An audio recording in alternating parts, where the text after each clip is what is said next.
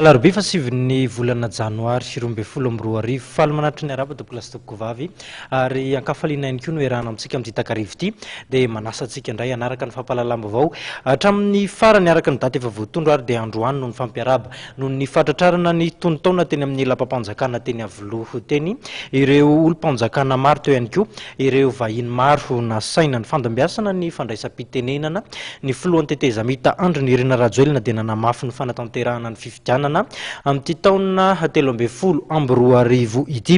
Ankoatr'izay dia entitra tanteraka ny tena nanambara fa tsy tokony hitsabaka amin'ny raray eto Madagasikara ny firenena avy any ivelany. Ny Antsipirini izay. Efa samy vonona ny rehetra ny fanatanterahana ny fifidianana amin'ity taona ity, amaranana ny tetezamita ary rosa ny fananganana ny rafitry ny Repoblika faha-efatra. Io no anisan'ny nisongadina tamin'ny lateny izay natao androany teny amin'ny lapam-panjakana teny Ivoloha. Mitsipaka ny fijabahan'ny firenena ny ivelany, ny raharaha anatiny eto amintsika ihany koa ny filohan'ny tetezamita. Mananjo isafidy izay tiany ny malagasy ka tsy olona iray na roa na antokon'olona vitsy na firenena avy any ivelany no andidy sy anapaka mikasika izay fomba hitondrana ity firenena ity. Sabidy amintsika loatra ny fahafahana dia ny fahafahana mandray fanapahan-kevitra, ny fahafahana misafidy, ny fahafahana mamaritra ny lala-kizorana, ny fahafahana mamolavola ny endrim-pandrosoana tiantsika apetraka eto Madagasikara. Amiko dia mananjoa isafidy ny tiany ny malagasy. Koa raha mananjoa isafidy ny malagasy dia tsy tokony olona iray na roa, tsy antokony olona hoia na firenena avy any ivelany no andidy sy anapaka mikasika ny fomba hitondrantsika ity firenentsika ity, sy ny olona tokony hitondra sy hitatana ny firenena rapitra. Nasiany filohan'ny tetezamita teny manokana ihany koa ny momba ny fitrandrahana ny harena kibon-tany ary nasiany tsindrim-pe manokana ny momba ny fitrandrahana ny nickel sy cobalt any amin'ny faritra Atsinanana. Malagasy amin'ny vokatra fitrandrahana nickel sy cobalt izay arembe sesehena amintsika iray isan-jato monja. Raha mitetsina 1 milliard 500 millions de dollars isan-taona ny vola hiditra amin'izany fitrandrahana izany dia 15 millions de dollars fotsiny no mankatsy amin'ny vahoaka malagasy. Tsy vitan'izany fa lazaina hoe 5 milliards de dollars ny vola nampiasaina tao anatin'izany fitrandrahana izany na ny investissement.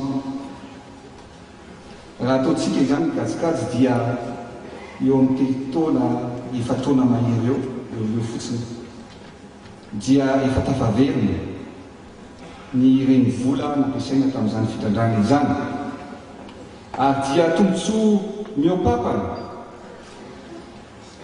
no raisin'ireo mpitrandraka mandritra ny taona maro. Dia rariny izany lena.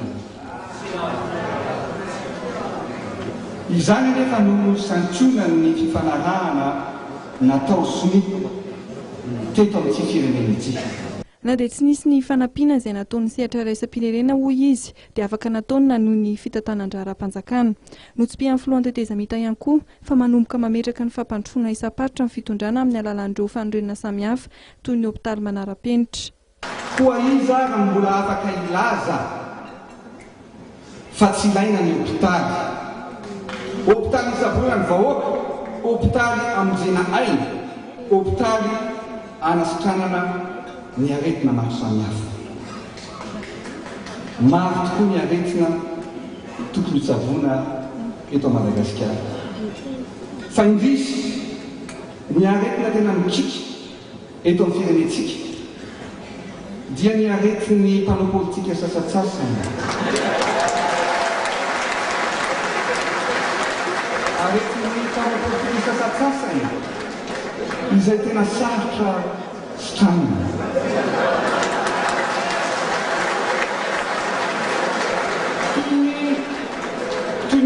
saina tsy mijery fa tsy mitena ny fanireny.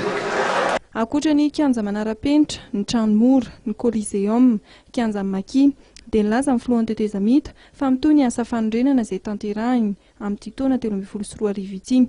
Ka anisan'ny asa ho toto-sainy ny anokafana lalana vaovao ampitoy ny renivohitra amin'ny seranam-piaramanidina eny Ivato izay atomboka amin'ny volana febroary ary ho tanterahana ao anatin'ny fotoana vitsy. Anisan'ny fanapana antenana ny Andriamatoa Andry Rajoelina ihany koa ny anorenana foto-drafitr'asa nasionaly manara-penitra, anofanana ireo mpanao fanatanjahantena avolenta na ny Centre National Professionnel des Sports.